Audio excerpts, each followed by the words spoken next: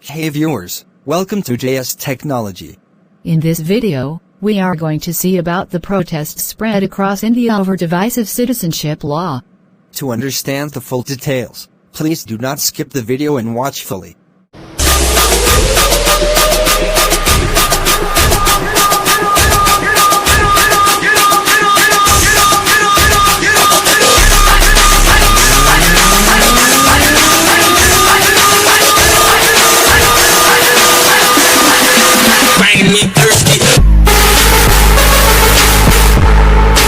Several people have been killed as the unrest spreads to new corners of the country, and security forces have cracked down.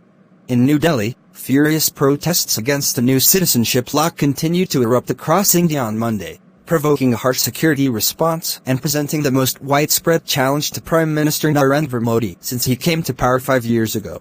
On Sunday, police officers stormed a predominantly Muslim university in New Delhi, the capital, firing tear gas into a library where students had sought refuge, and beating up dozens. The protests have gripped many major Indian cities and are a reaction to the Indian Parliament's decision last week to pass a contentious measure that would give special treatment to Hindu and other non-Muslim migrants in India. Critics have called the measure blatantly discriminatory and a blow to India's foundation as a secular democracy. The law is a core piece of a Hindu-centric agenda pursued by Mr. Modi and his Bharatiya Janata Party, and many analysts predicted trouble. India's large Muslim minority, around 200 million people, has become increasingly fearful, certain that many of Mr. Modi's recent initiatives are intended to marginalize them. Protests broke out last week in northeastern India, where several demonstrators were killed, and have spread to Bhopal, Jaipur, Ladakh, Kerala, Kolkata, Hyderabad and Lucknow. Cars, buses and railway stations have been set on fire in an explosion of anti-government feeling. On Sunday, when students at Jamia Millia Islamia University, a primarily Muslim university in New Delhi, organized a large demonstration, which many witnesses said started out peacefully, the police responded with force. Videos widely circulated on social media show officers beating students with wooden sticks, smashing some on their heads even after they had been knocked down. In one video, a group of female students tries to rescue a young man from the grasp of the police. A squad of officers in riot gear tears him away and knocks him down with heavy blows.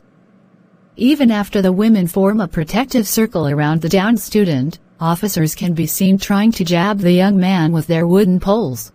The police barged into the girls' hostel, they barged into the boys' hostel, one young woman told reporters.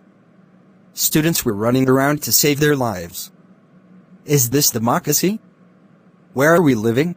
Dozens of students were hospitalized, some with broken bones, according to news media reports. Some witnesses said that gangs of older men had appeared on campus to battle students, possibly an echo of past episodes of organized Hindu-Muslim clashes. Some students raced to seek shelter in a library, where they were tear-gassed by the police. Observers said that while police brutality was common in poorer, more rural areas of India, it was extremely unusual to see it explode, on such a scale, in the capital. Lokesh Devrai, a product designer who lives near the university, said he exited a metro station on Sunday afternoon and saw a stampede of terrified university students running toward him as the police charged, sticks in hand, beating at whatever crush of people they could find. The students did not resist, Mr. Devrai said, and had no sticks or stones in their hands. A police officer ran at Mr. Devrai and his 65-year-old father, he said, waving a baton in his clenched fist. Mr. Devrai shielded his father from the blows and was beaten himself, he said. The police officer backed off only after Mr. Devrai explained that he was simply a resident trying to return home. India, at around 80% Hindu and 14% Muslim, has a history of convulsions of religious violence. With this citizenship measure, the Modi government has been pushing legislation guaranteed to create anger and despair in India's Muslim minority. It comes against the steady drumbeat of anti-Muslim moves by Mr. Modi's government and its allies across India's states, including changing historic place names from Muslim names to Hindu ones, editing government-issued textbooks to remove mentions of historic Muslim rulers, and stripping away statehood from what was India's only Muslim-majority state, Jammu and Kashmir, and indefinitely incarcerating hundreds of Muslim Kashmiris. The new citizenship legislation, called the Citizenship Amendment Act, expedites Indian citizenship for migrants from some of India's neighborhood countries if they are Hindu, Christian, Buddhist, Sikh, Parsi or Jain. Only one major religion in South Asia was conspicuously left off: Islam. Indian officials have denied any anti-Muslim bias and said the measure was intended purely to help persecuted minorities migrating from India's predominantly Muslim neighbors, namely Pakistan, Afghanistan and Bangladesh. The legislation, which passed through both houses of parliament last week, follows hand in hand with a divisive citizenship test conducted this summer in one state in northern India and possibly soon to be expanded nationwide.